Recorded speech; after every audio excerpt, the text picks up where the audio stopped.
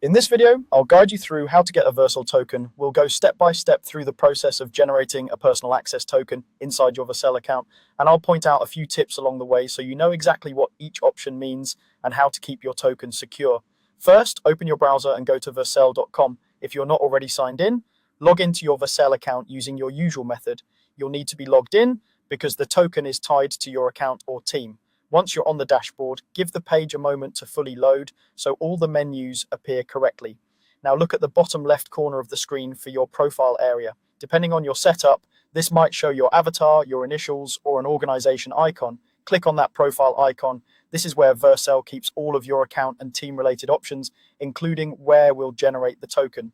After you click the profile icon, a small menu or panel will open. In that area, look for a gear icon, which represents settings. Go ahead and click the gear icon. This will take you to the settings page where you can configure things like your account, your teams, and of course your tokens.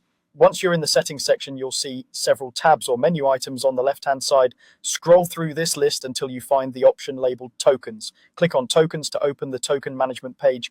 This is where you can view existing tokens and create new ones. If this is your first time here, the list may be empty, which is completely normal. On the tokens page, look for a button or link that lets you create a new token.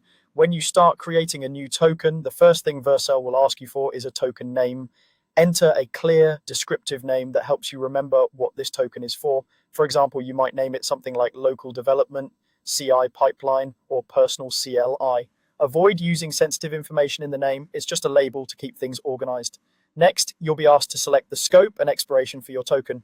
Scope determines which account or team the token has access to.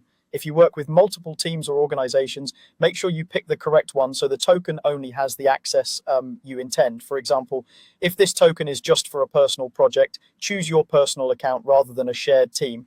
Then choose an expiration time. Setting an expiration date is an important security measure. Shorter expiration times are safer because even if the token is accidentally exposed, it will only be valid for a limited period. Pick a duration that matches how long you realistically need this token.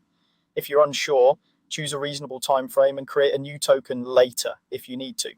Once you've entered the token name, selected the scope, and set the expiration, review your choices for a moment. When everything looks right, click the Create button. Vercel will now generate your token. Right after it's created, Vercel will show you the token value once. This is the only time you'll be able to see it, so copy it immediately and store it somewhere secure, like a password manager or a Safe Notes app.